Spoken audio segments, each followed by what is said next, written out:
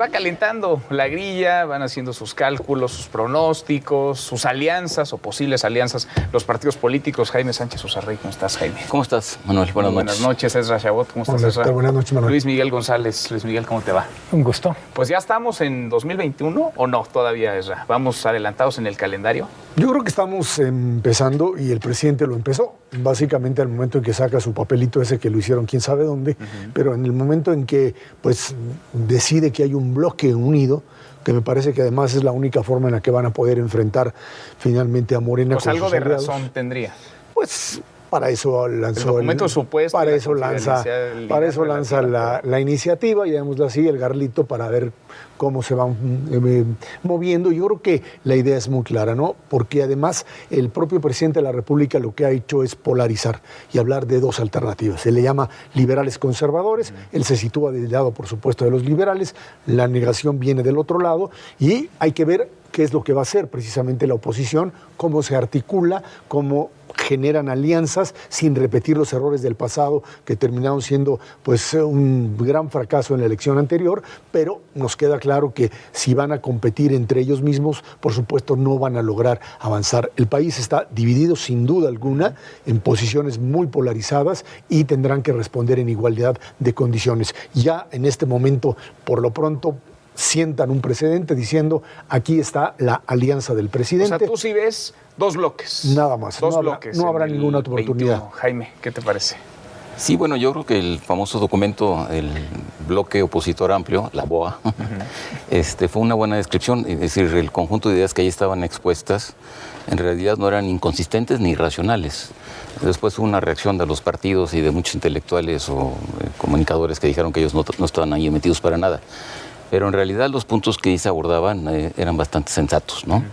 Entonces, coincido con Ezra, por un lado pues, está el bloque del presidente y por otro lado tendrá que estar, esperemos que esté un bloque de la oposición. Porque a final de cuentas yo creo que a estas alturas del partido, después del tiempo que ha gobernado ya la 4T, el gobierno, ha dejado en claro el camino por donde va, me parece que es un primer dato, y el segundo dato es que no va a haber corrección alguna, ¿no? De tal manera que quienes no están de acuerdo con esta estrategia y con estas políticas que se han venido implementando, pues la única oportunidad real que tienen de que efectivamente esto cambie va a ser la conformación de un bloque que cambie la correlación de fuerzas en el Congreso. ¿Qué tan articulada ves a la oposición? Es decir, ¿qué tanto estos 2 años le han servido de algo o de nada a la oposición? Que vemos, dice Ezra, pues van en una fórmula que fracasó en 2018. Esperan ahora, me imagino, un resultado distinto, pero van a la misma fórmula. Es decir, ¿qué tanto hicieron en estos 2 años? Yo creo que ha estado desarticulada la oposición, es evidente. Los partidos resultaron particularmente debilitados después de ese resultado electoral. Y el factor novedoso que ha aparecido en estos últimos tiempos, pues es el protagonismo que han adquirido estos 8 o 9 gobernadores que están coaligando, ¿no? Entonces, el balance que se puede hacer de estos años, de este tiempo que la oposición ha venido actuando, no es positivo. Hay puntos que fueron relevantes y que bueno que se ganaron, como el famoso asunto del presupuesto, de que no se pasó el presupuesto al presidente. Pero de todas maneras, dicho así, creo que es un cálculo racional para el conjunto de la oposición y de los gobernadores y de otras fuerzas políticas y sociales, que si no hay unidad, no habrá forma de enfrentarse a este gobierno. Luis Miguel, ¿qué te parece? A mí me encantó cómo planteaste la pregunta si ya empezó el 21. Yo digo, primero tenemos que acabar el 20. No, bueno, pero este año está siendo eterno. O que el 20 acabe con nosotros, que es más probable. No, es Una que de las dos, me sí. parece que mucho antes de llegar a la urna tenemos que librar una carrera de obstáculos con la realidad brutal. Pero los partidos traen otra prioridad, Luis Miguel. Los partidos están hablando de elecciones en plena crisis económica. Es muy interesante cómo tenemos por un lado lo que dicen los partidos y por otra parte lo que preocupa a la gente. Pero creo que lo mismo vale para el gobierno. Entonces, lo que yo creo es que por el momento estamos como en universos paralelos. Sí. Y para mí, en este momento, el 21 me suena tan lejos como hablar literalmente como del Mundial del Qatar. O sea, yo veo todavía una enorme tarea para sacar las tareas que el 2020 nos está poniendo y que creo que de esas tareas vamos a ver el escenario político en el 21. Está la crisis económica, está el tema de salud, está el tema de seguridad. Y decías tú, ¿qué tal la está haciendo la oposición? Yo digo, probablemente en este momento la mayor oposición al presidente es la realidad. Porque el presidente es el que abre, a ver, siguiendo esa ruta de lo que plantean, el presidente es el que da el banderazo de salida. Es decir, el presidente es el que abre la conversación en el tema. Sin duda alguna. Y muerde el anzuelo Marco Cortés, el dirigente nacional del PAN. Es un membar totalmente intrascendente porque los líderes partidistas realmente no tienen nada que ver en esto. O sea, no son ni líderes. Ellos son los que están armando no existe, una posible alianza. No, ahí por ahí no va. O sea, no tienen capacidad. Bueno, ellos van a poner el membrete en la boleta. Está bien. Si son intrascendentes, les van a pasar por encima. Son los gobernadores, como decía Luis Miguel. Pero ellos no van a estar en la boleta. Pero ellos son los que mueven, por eso el presidente dijo abiertamente, cuidado con que metan la mano porque no se vale si yo no la voy a meter, que ellos no la metan, porque sabe que el juego va a estar entre el presidente y los gobernadores. Ahí es donde va a estar el juego. El problema es si el bloque opositor sale con una bandera que diga somos el bloque anti-AMLO. Y tú llevas esto al nivel de la población con la narrativa, con un lenguaje de decir vamos a detener a López Obrador para que no siga los siguientes años. Eso han dicho, ¿no? Y si vas con eso y el otro lado dice no, es para sostener a AMLO, esto puede generar un choque que no nos va a llevar a ningún lado, porque vas a generar un conflicto derivado de un choque de personalidades.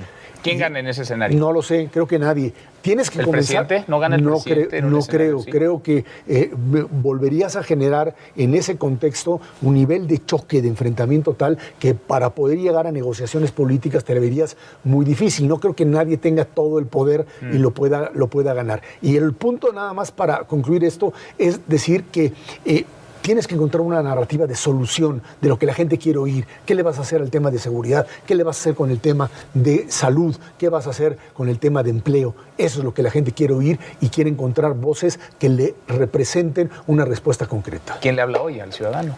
¿Quién le habla hoy a los ciudadanos? Yo creo que hay un antecedente histórico, que es el caso de François Mitterrand en Francia, ¿no? Mitterrand ganó como López Obrador a la edad de 65 años, después de haberse presentado en 2 ocasiones a la presidencia, y ganó con un frente amplio en el cual incluyó al Partido Comunista con un programa bastante radical en términos económicos, que incluyó nacionalizaciones, estatizaciones, etc. Y en los primeros 5 años de Mitterrand fueron un gran fracaso económico. El fracaso económico que condujo a que perdiera la elección en el Parlamento, que surgiera un gobierno, un primer ministro de la oposición, y eso fue lo que cambió la correlación de fuerzas.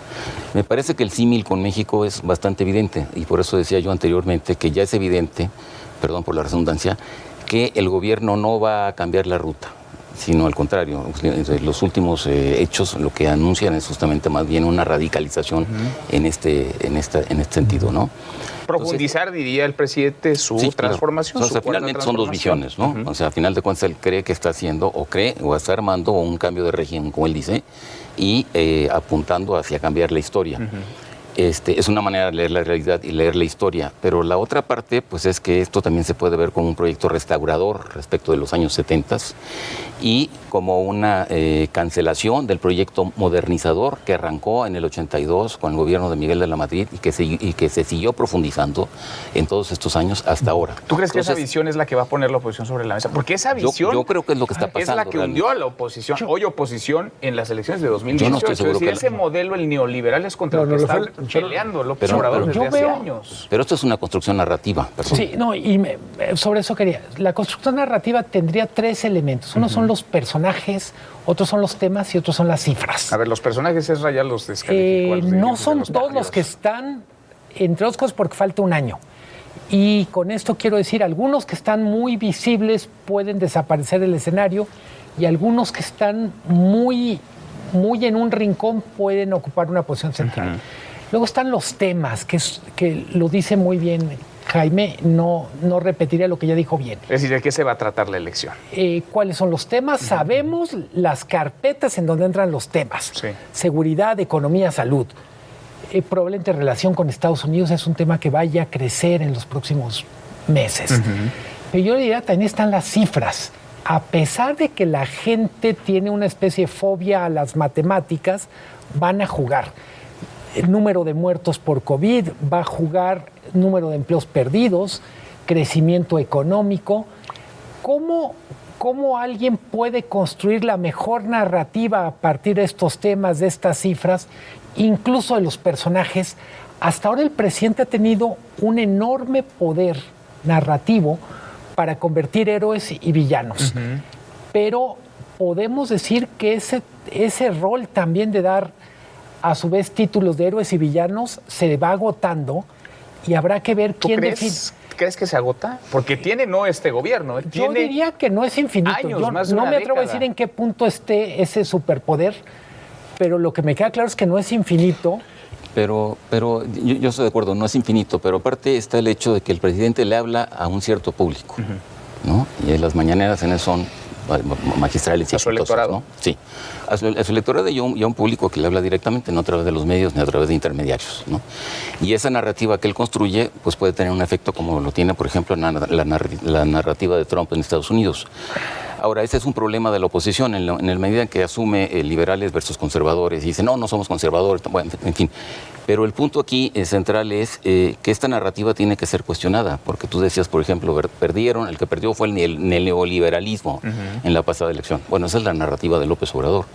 Perdió una elección donde hubo pésimos candidatos de oposición, perdió una elección donde habría una gran irritación contra la clase política y Venía un gobierno muy mal evaluado. Exactamente. Entonces, realmente lo que se jugó en esa elección fue una especie de balance de lo que es el neoliberalismo. Me parece que es excesivo.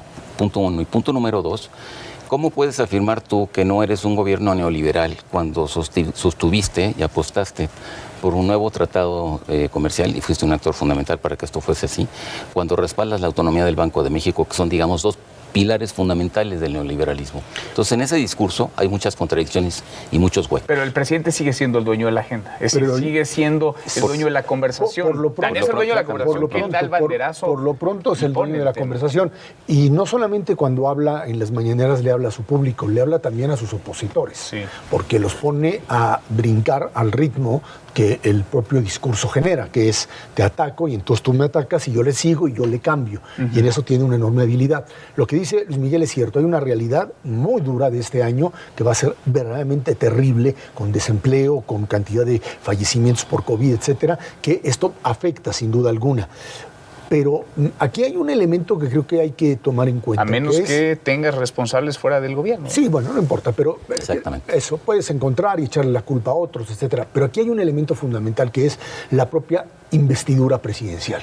El papel del presidente como la figura que resuelve o no resuelve. Y si tú comienzas a ver a través de encuestas o lo que tú quieras, que la figura presidencial se está desgastando y se te está cayendo de porcentaje por porcentaje, poquito a poco, te empiezas a dar cuenta que una parte de este electorado que no es el de él, de este segmento de clase media que lo apoyó y está siendo dañada fuertemente por la crisis, empiezas a ver que pierde una parte sustancial de lo que sería un apoyo y tienes otra parte que me parece todavía más importante, que es el desmoronamiento de Morena. O sea, el escándalo... A ver, ahora platicamos de Morena a detalle y la grilla entera y por qué se están disputando lo que se están disputando, pero con lo que dice César, la discusión está centrada en el presidente de la República. Es el presidente de la República y las elecciones normalmente, corríjanme ustedes si ven un escenario distinto, son de cambio o continuidad. ¿Qué gana, el cambio o la continuidad? Hoy por hoy, ¿qué ganaría? Bueno, estamos muy pronto para decir, las encuestas, ¿no? Por el momento dicen que ganaría la continuidad. Pero yo quiero retomar uno de los argumentos que dice Ezra, del presidente se esperan muchas cosas y además que haga milagros. Y en esta capacidad de ejecutar milagros está en juego en las urnas también. Yo diría, hemos aprendido con los años que ningún presidente es capaz de hacer milagros, pero que el tiempo nos da esa pedagogía, esa sabiduría para comprenderlo. Y cada 6 años esperamos que sí venga el que sí pueda hacer los milagros. Sí. Pero, a ver, el punto es también, y es muy importante, y es obvio, que López Obrador no va a estar en la boleta. Punto. Va a estar en la boleta en los candidatos, el posible frente que arme Morena con el Partido del Trabajo y con el Partido Verde. Esos son los que van a estar en la boleta. Y además van a ser elecciones con un alto contenido local, ¿no?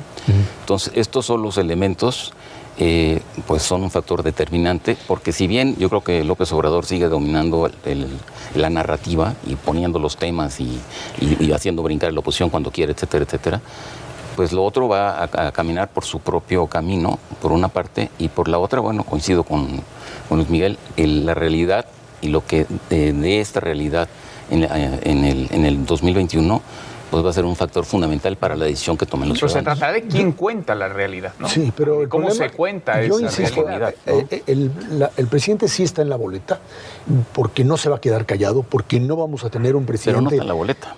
No está en la boleta, pero está jugando con la boleta. El problema es más grave, porque puede el presidente estar, digamos, simbólicamente atrás de la boleta, pero cuando tú tienes a Morena, como lo tienes ahora, ¿Cómo lo tienes? lo tienes prácticamente deshecho, desbaratado, cuando tú estás demandando a la que fuera su presidenta por un robo, prácticamente por un asalto, cuando tú tienes pugnas internas entre los sectores más radicales y los menos, cuando tienes a un montón de jefes que no responden más que al presidente de la República y él no puede estar sobre ellos, a la hora que comience la elección de candidatos, ahí vas a ver lo que es la falta de disciplina. ¿Tú no crees que se vayan a alinear? Pero eso abona que López Obrador no está en la boleta y que el contexto aparte es muy complicado por lo que tú acabas de describir. No, claro, yo lo entiendo, pero la figura de López tiene que pesarles porque es la única que los puede cohesionar. Si no, el asunto se complica aún más. ¿Qué se le está ya no los disputando hoy? A ver, Luis Miguel, y ahora platicamos. Pero me parece muy interesante porque no está en la boleta, pero sí.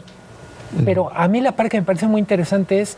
Bueno, va a estar en la conversación, aquí está. La elección se trata del presidente. El presidente tiene la capacidad de decir, así veo yo la doctrina, pero lo que nos encontramos es que sus seguidores traen muchos problemas para interpretarla o para defenderla al pie de la letra. Lo que está pasando ahorita con el tema de CONAPRED, etcétera, dices, le está poniendo muy complicado a sus partidarios defenderlo. ¿Pero quién capitaliza eso? Porque sí puede estar complicado, pero ¿quién lo capitaliza? ¿Dónde está el PAN? ¿Dónde está el PRD? ¿Dónde está el PRI? ¿Existen todavía? En el fútbol existe el autogol y en el béisbol existe la base por bolas. Entonces, no necesariamente le tienen que pegar... no necesariamente le tienen que pegar a la pelota y sacarla del parque para que esto para que esto y cuente. Existe también el pase al hueco cuando tú las y más que nada dicen, y ahí es donde la oposición tendría que jugar. Además, y es lo que hay que esperar, que los gobernadores y la oposición logren justamente articular y capitalizar ese descontento. Además, cuando tu adversario está haciendo las cosas mal, no lo molestes, déjalo, siga lo que siga adelante. Bueno, yo veo inexistente a la oposición. No es cierto. A lo mejor ustedes tienen otros datos, pero yo no veo a la oposición. Y si esto se trata o del presidente y ese bloque, o de la oposición, y unos no aparecen... Es que el problema no es que tengas a la oposición, tendrías que fijarte solamente en liderazgos. Y dice uno, es que liderazgos opositores hoy, pues Enrique Alfaro, por ahí Movimiento Ciudadano, los panistas, pues no, la verdad no tienen todavía una figura. Hemos estado jugando esta idea de liderazgos que se construyeron como el de López Obrador solamente, o como el de Enrique Peña Nieto de la gobernatura, y hoy no los tienes. La elección intermedia es una elección en donde la mayoría de las veces, si no es que todas, el gobierno o el partido en el gobierno la pierde. La pierde por el desgaste, la pierde por que es cierto no la figura presidencial. Además, deja de ser una fortaleza y se convierte en una debilidad. Aquí parecería que no, pero puede ser que sí. Estamos ante un problema. Eso. Estamos ante... No, es que el problema es que la figura presidencial, si alcanza a resistir el embate de los primeros 2 años, se vuelve una figura fuerte. No lo pudo hacer Fox, no lo pudo hacer Calderón, no lo pudo hacer Peña Nieto. Pero para llegar al 21 tenemos que terminar el 20. Yo de verdad quiero insistir en eso. El 20 es cuesta arriba, es como el Everest. No, ya, sí. Ya duró mucho, ¿no? El 2020, ya duró mucho. A los tres, gracias, Luis Miguel. Ya se nos quedó el tema de Morena, ya se nos quedó. No, está Morena. Vamos a platicar del TEMEC, pero bueno, la próxima semana le seguimos. Gracias, Ezra, muchas gracias. Jaime, muchas gracias. A usted por vernos, gracias. Soy Manuel López San Martín. Se queda con todo personal. Mañana, noche de viernes, acá nos encontramos en esta República MX. Pásela muy bien.